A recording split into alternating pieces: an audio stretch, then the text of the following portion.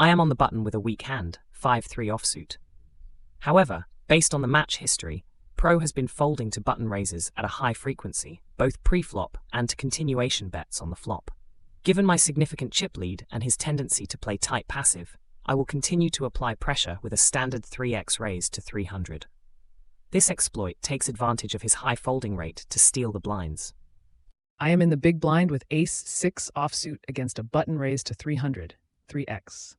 My opponent, Flash, has been opening to 300 very frequently, suggesting a wide range. Ace-6 offsuit is well ahead of a random hand and has sufficient equity to defend against a wide button opening range. The pot odds are 200 to call into a total pot of 633%, which justifies a call given my hand strength. I will call to see a flop rather than 3-betting, which would bloat the pot out of position with a marginal holding.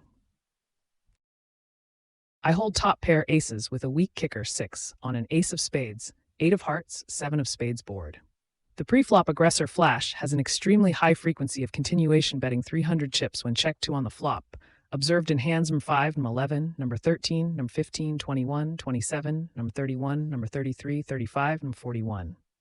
Checking allows me to induce this bet, keeping his bluffing range wide, whereas leading out might fold out his bluffs or isolate me against better aces. Standard play is to check to the raiser, and given his tendencies, check calling is the most profitable line. The flop is ace-high, ace of spades, 8 of hearts, 7 of spades, which strongly favors my range as the pre-flop raiser. My opponent, Pro, has a high frequency of folding to continuation bets on the flop throughout the match. Despite having no current value with 5 high, this is a prime board texture to bluff. I will bet 300 into the 600 pot to exploit Pro's tight passive tendencies and range disadvantage. I hold top pair aces with a 6 kicker on an ace of spades, 8 of hearts, 7 of spades board. My opponent, Flash, has demonstrated a near 100% c-bet frequency of 300 chips whenever check 2 on the flop, regardless of texture.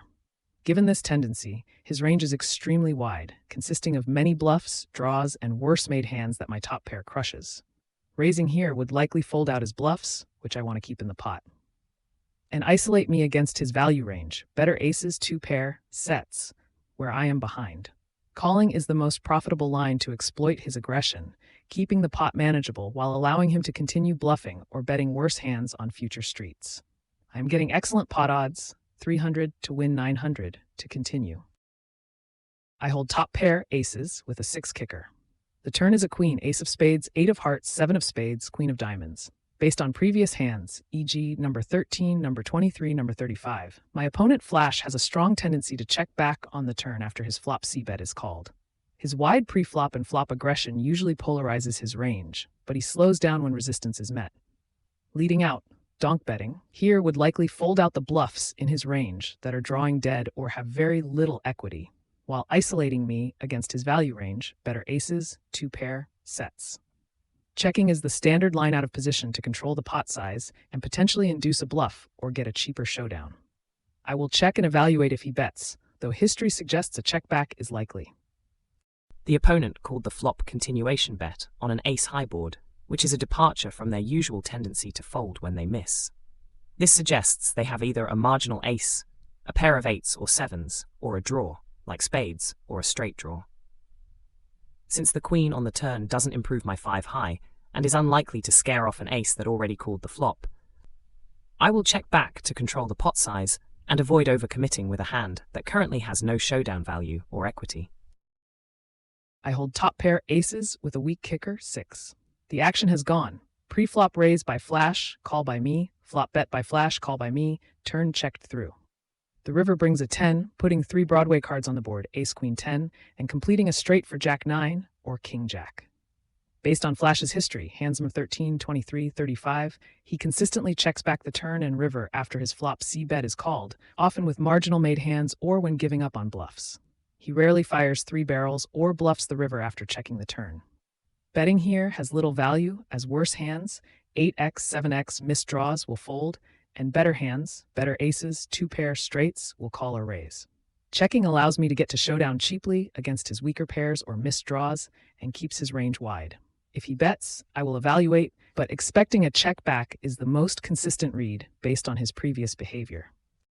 The river completes a potential straight, jack 9, but generally the board remains dominated by the ace. My opponent called a flop bet on an ace-high board, which strongly suggests they have a piece of the board, likely a weak ace or a pair of eights. Since I checked the turn, a river bluff is less credible and unlikely to force a fold from any hand that called the flop. Having no showdown value with 5 high, I will check and concede the pot, preserving my significant chip lead. Ace-8 offsuit is a strong hand in heads-up play. I have been consistently raising to 300 from the button to exert pressure and capture the pot pre-flop or early post-flop. Pro has a stack of 6,000, 60 big blinds, and a standard raise allows me to maintain control of the hand while holding a range advantage. My opponent, Flash, has raised to 300, which is their standard opening size, 3x big blinds, as observed in previous hands. I hold Jack of Spades and 10 of Spades, Jack of Spades, 10 of Spades in the big blind. This is a strong suited connector that plays very well post-flop and has good equity against a wide button opening range. The pot odds are favorable, calling 200 to win a pot that will be 600, requiring 33% equity. Given the hand's strength and position, calling is the most standard and profitable play to realize equity without bloating the pot out of position immediately. I hold Jack of Spades, 10 of Spades on an Ace of Spades, Queen of Clubs, 3 of Spades board. I have a very strong draw, a Jack high flush draw and a gut shot straight draw to Broadway. Any king gives me a straight. This gives me 12 outs, 9 spades plus 3 non-spade kings. Despite the strength of my hand, I am out of position against the pre-flop raiser. The ace-high and queen-high board connects very well with the opponent's raising range. Donk betting, leading out, is unlikely to accomplish much, as better hands, ace-x, queen-x, will call and worse hands will fold. Checking is the standard play to the aggressor, allowing me to see their action. If they bet, I have a strong enough hand to check call or check raise. Therefore, I check. I have flopped top pair with an ace on a board that includes a flush draw, spades. My opponent, Pro, has checked to me. Based on our history, I have been aggressive with my continuation bets, and Pro has often folded to them. Betting here allows me to extract value from weaker aces, any queen or spade draws, while protecting my hand. A standard bet of half the pot, 300 chips, is consistent with my previous playstyle and maintains pressure. I hold Jack 10 of Spades on a board of 3 of Spades, Queen of Clubs, Ace of Spades. I have a flush draw and a gut shot straight draw to a king, giving me significant equity, approx 40-45% against a standard opening range. My opponent c-bet 300, half pot. While a check raise is a viable semi-bluff, the ace-queen high board heavily favors the pre-flop aggressor's range, meaning a raise might only get action from hands that dominate me. Better flush draws, strong ace-x, 2 pair. Calling is the most prudent play to realize my equity for a good price. Calling 300 to win a pot of 1200, keeping the opponent's bluffing range wide and avoiding getting blown off my equity by a 3-bet. On the turn, the board is 3 of Spades, Queen of Clubs, Ace of Spades, 6 of Hearts. The 6 of Hearts is a blank card that does not change the texture significantly or improve my hand. I still hold a flush draw and a gut shot straight draw, 12 outs total. I am out of position against the pre-flop aggressor, who c-bet the flop. The board favors the opponent's range, ace-x, queen-x, heavily. Leading out, donk betting, would likely only get called by better hands and fold out worse ones, or worse, face a raise that denies my equity. Checking is the standard play to the aggressor to see if they continue their aggression or take a free card. I have top pair with an ace and an 8-kicker on a board of Ace of Spades, Queen of Clubs, 3 of Spades, 6 of Hearts. After betting the flop and being called, the turn 6 of Hearts is a blank. Pro's check on the turn indicates weakness or a desire to see a cheap river. By betting 600, half the pot, I continue to extract value from a queen, a weaker ace, or a spade draw while protecting my hand from potential draws. This bet also maintains my aggressive image, which has been successful in previous hands. I hold Jack 10 of Spades on a board of 3 of Spades, Queen of Clubs, Ace of Spades, 6 of Hearts. I have a flush draw and a gut shot straight draw, any king, giving me 12 outs. The opponent bets 600 into a pot of 1200. I need to call 600 to win a total pot of 2400, offering me pot odds of 25%. With 12 outs and 4-6 unseen cards, my probability of improving to a straight or flush on the river is approximately 26%, 12-4-6. Since my direct equity slightly exceeds the pot odds required to call, and implied odds exist if I hit my hand, calling is the mathematically correct play. Raising is unnecessary as I am likely behind currently and want to see the river card cheaply. I arrived at the river with Jack high, having missed both my flush draw and gut shot straight draw on a board of ace of spades, queen of clubs, 3 of spades, 6 of hearts, 2 of hearts. The opponent has shown consistent strength by barreling both the flop and turn on this texture, which heavily favors their range, ace x, queen x, sets. Leading out as a bluff is unlikely to succeed, as an opponent holding an ace or better will likely call. My hand has negligible showdown value, but checking is the only option to avoid losing more chips. I will check and fold to any bet. I have top pair with an ace on a board of ace of spades, queen of clubs, 3 of spades, 6 of hearts, 2 of hearts. My kicker is an 8, which is decent but not dominant.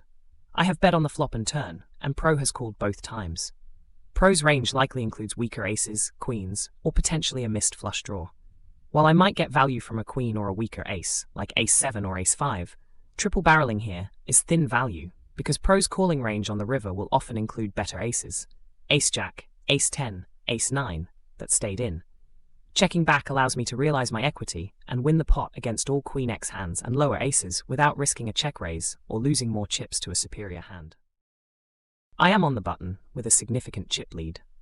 Queen 4 offsuit is a standard opening hand in heads-up play, especially against an opponent who has shown a tendency to fold to pre-flop pressure and continuation bets. I will put in a standard raise to 300 to take control of the pot and apply pressure to the short stack. I am in the big blind with king-jack offsuit, king of hearts, jack of clubs, facing a 3x raise to 300 from the button, flash. King-jack offsuit is a very strong hand in heads-up play, well within the top 15-20% of hands, and dominates many of the hands in a standard button opening range, like king x, jack x, queen x. Folding is out of the question given the hand strength and pot odds, calling 200 to win a pot that will be 600, requiring 33% equity. A 3-bet is a viable option to take initiative, but since I am out of position and the stack depth, 48 big blinds effective for me, allows for post-flop play, calling is a prudent, lower variance line.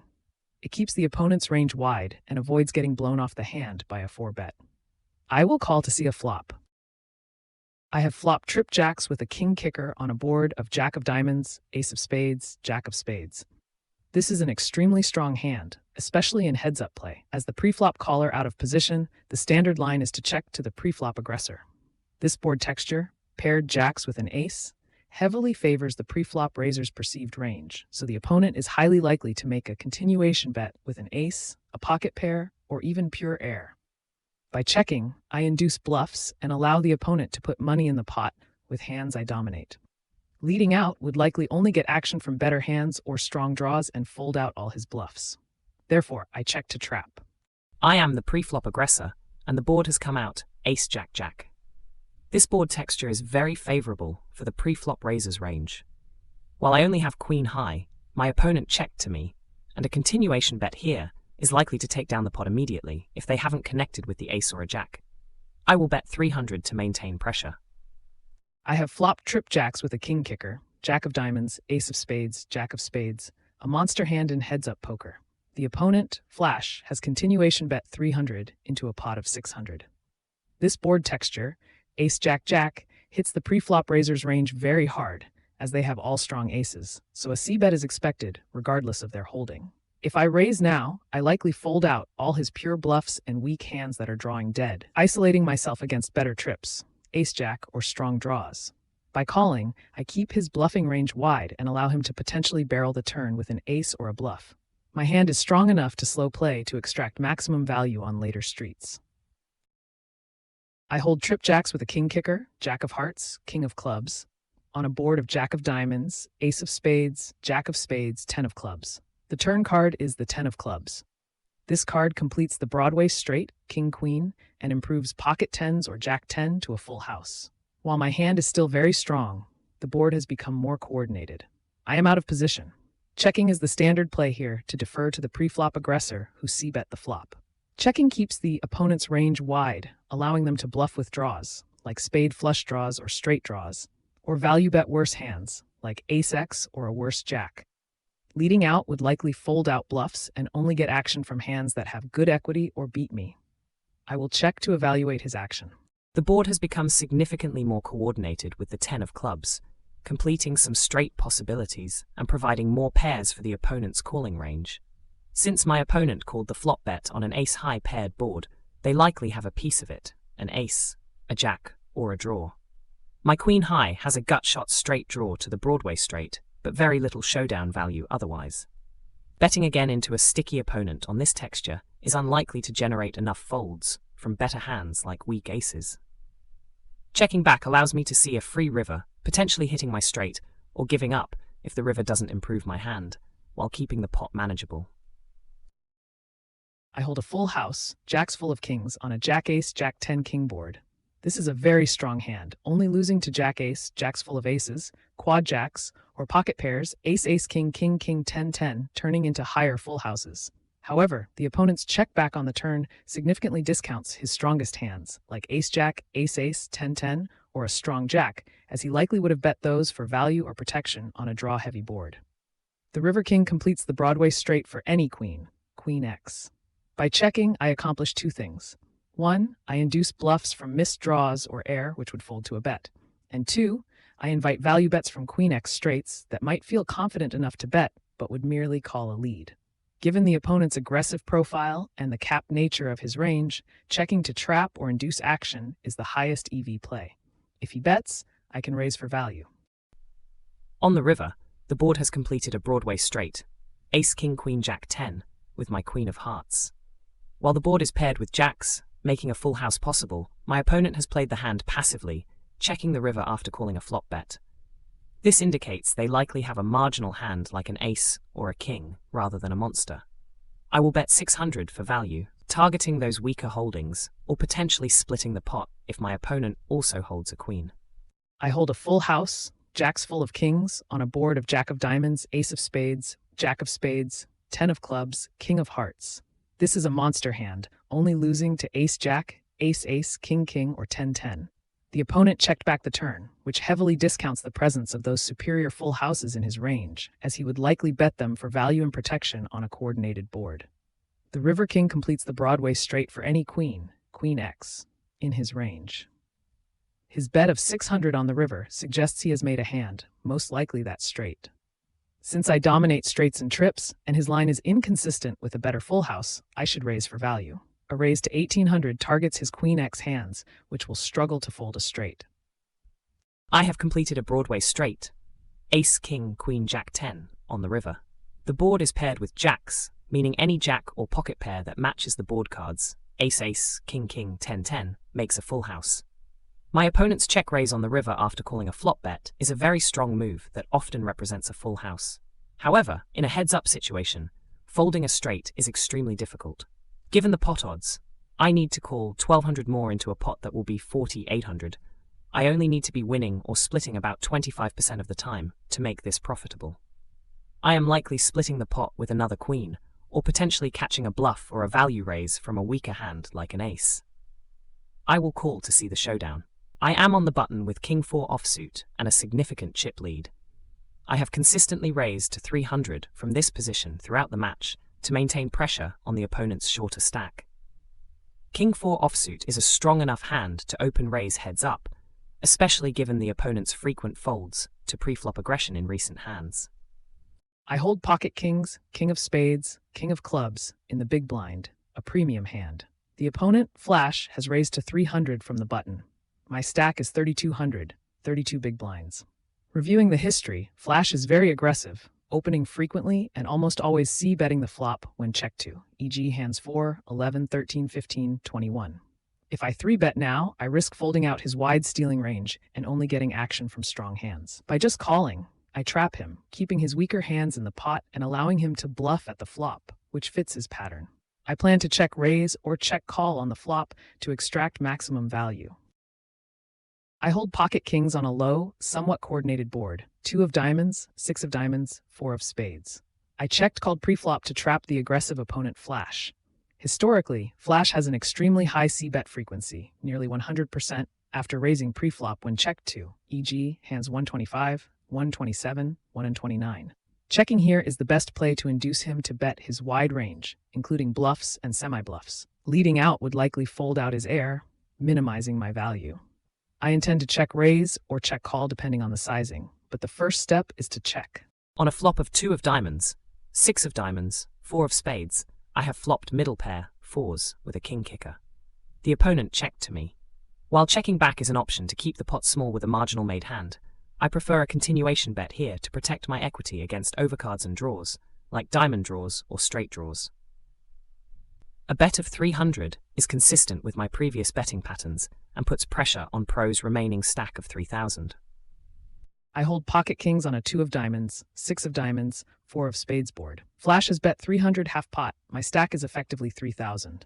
History shows Flash c-bets very frequently, but has folded to check raises in past hands, e.g. hands number 15, number 21. If I raise now, I likely fold out his wide range of bluffs and air, only getting action from strong hands or strong draws. By calling, I keep his bluffs in the range and allow him to potentially fire a second barrel on the turn. The board has some texture, flush/straight draws, but with an SPR of roughly 2.5 after calling, I am comfortable letting him see a turn card to maximize value from his aggression. A call extracts more value from his air than a raise does. I hold pocket kings, king of spades, king of clubs on a dangerous turn board of 2 of diamonds, 6 of diamonds, 4 of spades, 8 of diamonds. The 8 of diamonds completes the flush draw and adds straight possibilities. The pot is 1,200 and I have 2,700 behind. While I have an overpair, the board texture favors the opponent's range, which includes suited connectors and flush draws.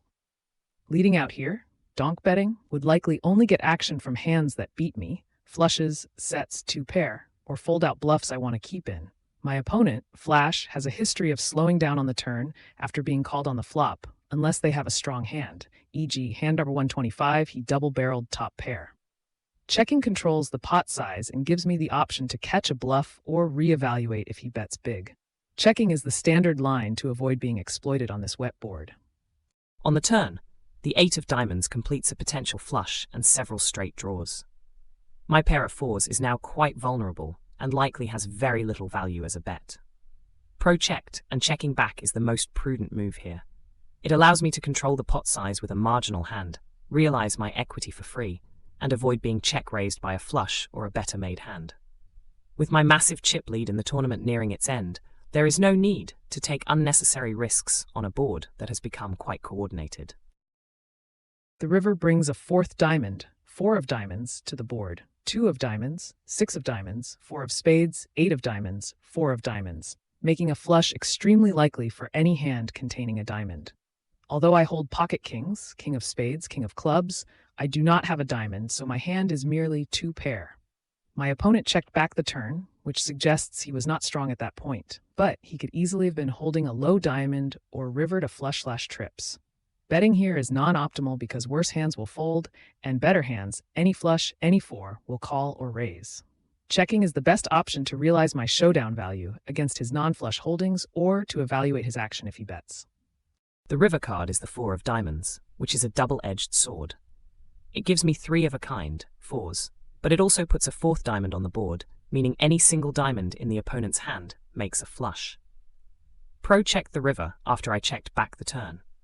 While it is possible Pro is checking a weak hand or a missed straight draw, the 4 flush board is extremely dangerous. If I bet, I am unlikely to get called by worse hands unless Pro has a 6 or an 8 and is feeling curious. But I risk being check-raised by any diamond. Given my massive chip lead and the proximity to the end of the tournament, I will check back to safely realize my showdown value and win the pot against any non